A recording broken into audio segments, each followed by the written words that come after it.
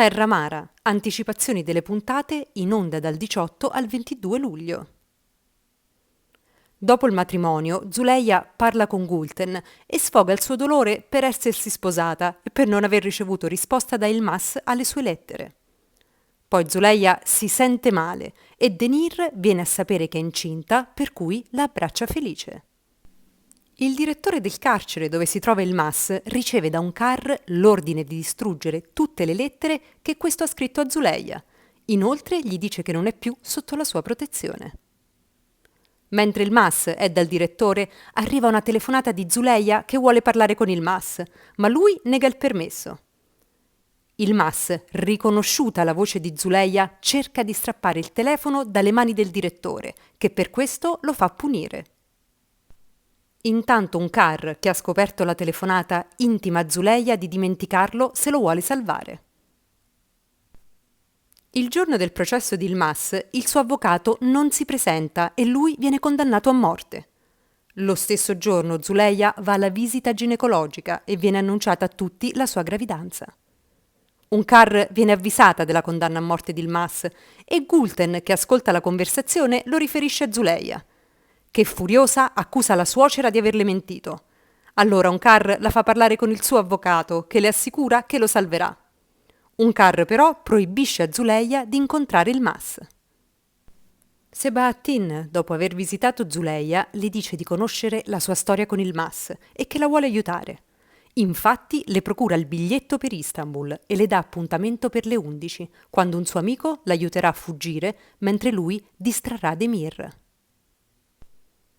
Yilmaz viene a sapere che la sua domanda di grazia è stata stracciata per ordine di un Kar e progetta un piano di fuga, crea una rissa durante la quale si fa ferire da un suo compagno. Zuleia intanto scappa grazie all'aiuto dell'amico di Sebahattin, mentre quest'ultimo intrattiene Demir. Un Kar scopre che Zuleia è fuggita.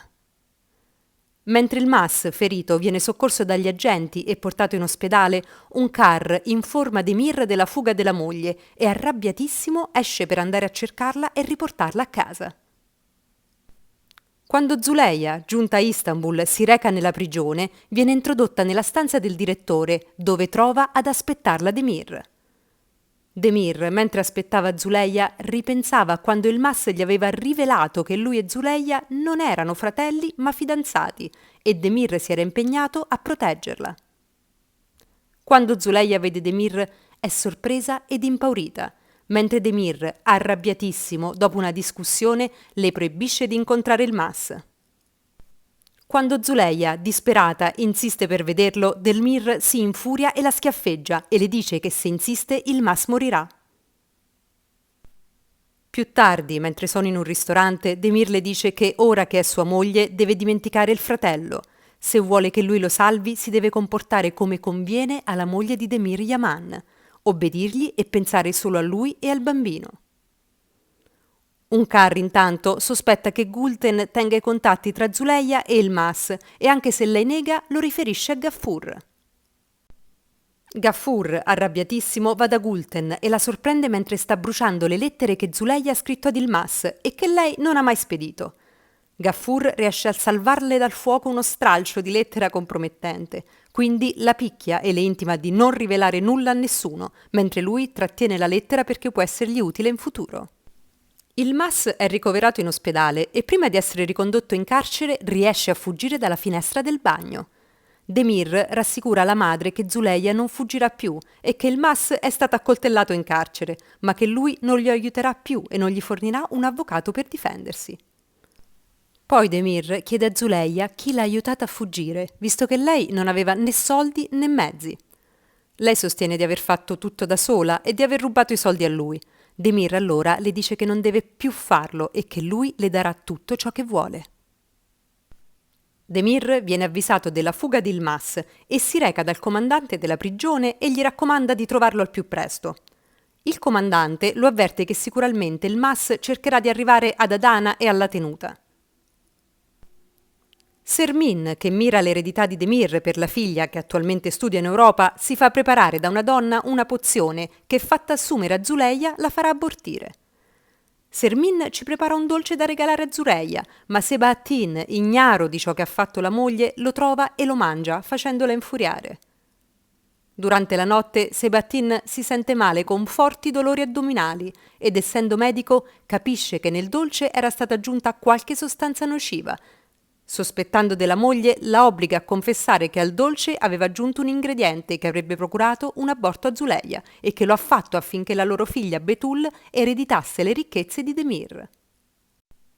Mentre Demir e Zuleia accompagnano Sebahattin in ospedale, il Mas raggiunge la tenuta e, vista un car che si trova nelle scuderie, la aggredisce con un coltello per farsi dire dove si trova Zuleia.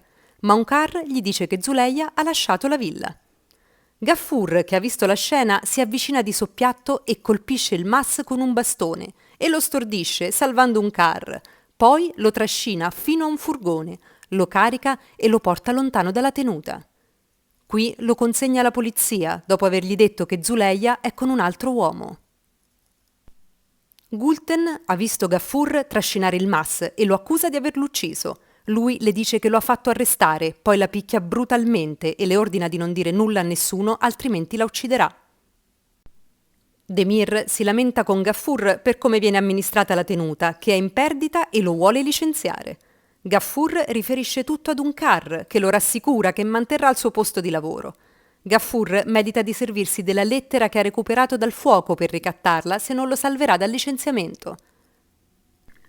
Intanto Demir viene avvisato dal comando di polizia che il Mas è stato arrestato e in preda ad una furia cieca prende una pistola e si reca alla stazione di polizia dove è stato portato e lo picchia brutalmente e minaccia di ucciderlo sempre con la pistola, ma viene fermato dalle guardie carcerarie.